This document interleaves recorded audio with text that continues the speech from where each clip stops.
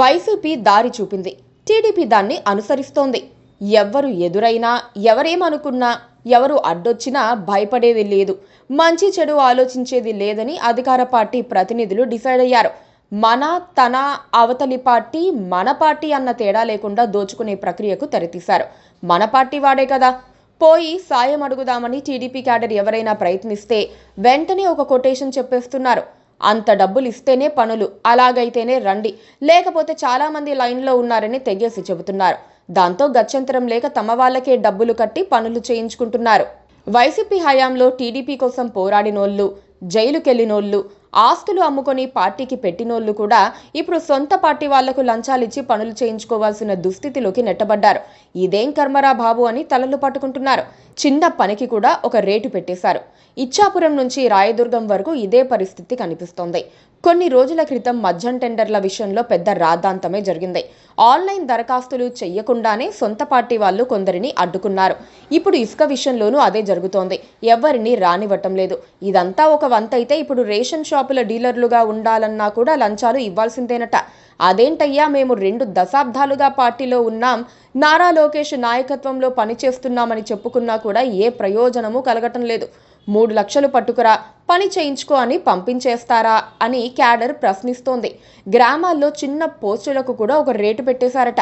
TDP Kurnool జిల్లా అధ్యక్షుడైన నిజాయితీపరుడు తిక్కారెడ్డి ఇటీవల పార్టీలోనూ ప్రభుత్వంలోనూ తాజా పరిణామాలపై తీవ్ర ఆవేదన చెందారు. రేషన్ డీలర్ల కోసం, గ్రామాల్లో పదవుల కోసం పార్టీ వారు వెళితే 2 నుంచి 3 లక్షలు అడుగుతున్నారని ఆయన ఆరోపించారు. వైసీపీ హయాంలో తనలాంటి వారు పోరాడుతూ బుల్లెట్ గాయాలు కూడా భరించామని, ఇప్పుడు తాను కానీ చివరికి కర్నూలు ఎంపీ కానీ సిఫార్సు చేసినా కూడా పని కావటం లేదని చెప్పుకొచ్చారు. వైసీపీ హయాంలో టీడీపీ జెండా కోసం జైలుకు వెళ్లినోళ్లు, రోడ్డుపై పోరాడినోళ్లు, ఆర్థికంగా నష్టపోయినోళ్లు అక్కడే ఉన్నారు. నిన్న మొన్న వచ్చిన వైసీపోళ్లు బాగుపడుతున్నారు. వారికే పదవులు, పనులు ఇస్తున్నారు. ఇందుకోసమేనా యువనేత లోకేష్ పాదయాత్ర చేసింది? ఇందుకోసమేనా అధినేత చంద్రబాబు అవమానాలు భరించింది, అక్రమ కేసులో జైలుకు వెళ్ళింది అని కర్నూలు జిల్లా టీడీపీ అధ్యక్షుడు పి తిక్కారెడ్డి ఆవేదన వ్యక్తం చేశారు. పార్టీ వాళ్లను పక్కన పెట్టి డబ్బులిచ్చినోళ్లకు పదవులు కట్టబెట్టడం అనేది కర్నూలు జిల్లాలోని పరిస్థితి మాత్రమే కాదు, రాష్ట్రమంతా అదే దుస్థితి నెలకొందని చెప్పక తప్పదు. ఉమ్మడి నెల్లూరు జిల్లాలో అయితే కూటమిలోని 3 పార్టీల నేతలు కుమ్మక్కైనట్లు తెలుస్తోంది. టీడీపీ, జనసేన, బీజేపీ కలిసి ఒక కొటారిగా ఏర్పడి పదవులను అమ్ముకుంటున్నారని సమాచారం. నువ్వెంతిస్తావని ప్రశ్నిస్తున్నారు. డీలర్షిప్ కావాలంటే ఎవరెంత ఇస్తారో తమ అనుచరుల చేత ఒక లెక్క తెప్పించుకున్న తర్వాతే ముందుకు వెళ్తున్నారు. ఎక్కువ ఇవ్వగలిగిన వాళ్ళనే పిలిచి మాట్లాడి ఫైనలైజ్ చేస్తున్నారు. ఇందులో 3 పార్టీల నేతలకు వాటాలు అందుతున్న తరుణంలో ఎవ్వరూ ఎదురు చెప్పటం లేదు. ఎక్కడా గొడవలు లేవు, మాటలు లేవు, మాట్లాడుకోవడాలు లేవు, నిలదీయడాలు లేవు.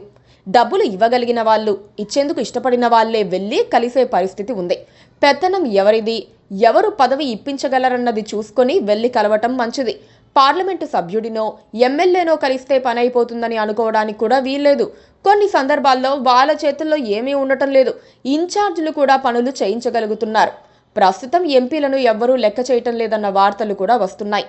టీడీపీ అధిష్టానం ఇప్పుడు రాష్ట్ర అంశాల్లో బిజీగా ఉంది. జగన్ రెడ్డి హయాంలో 5 ఏళ్ల విధ్వంసాన్ని సరిచేసి రాష్ట్రాన్ని ప్రగతి పదంలో నడిపించాలని సీఎం చంద్రబాబు ప్రయత్నిస్తున్నారు. పోలవరం, అమరావతి నిర్మాణంపై ఆయన ప్రత్యేక దృష్టి పెట్టారు. పార్టీ జాతీయ ప్రధాన కార్యదర్శి నారా లోకేష్ తన మంత్రివర్గ కార్యక్రమాల్లో బిజీగా ఉన్నారు. పార్టీని బలోపేతం చేసే చర్యలుగా సభ్యత్వాలపై ఏకాగ్రత చూపుతున్నారు. ఇదే అదునుగా చూసుకుని కింది స్థాయి నేతలు దోపిడీకి తెరతీశారన్న ఆరోపణలు వస్తున్నాయి. ఈ పరిస్థితిని చక్కదిద్దకపోతే మాత్రం క్యాడర్ తీవ్ర నిరాశలోకి వెళ్లిపోయే ప్రమాదం ఉంది. దాన్ని ఎలా పరిష్కరిస్తారో చంద్రబాబు చేతిలోనే ఉంది. Please subscribe to KTV Telugu. KTV Telugu. KTV Telugu. KTV Telugu channel.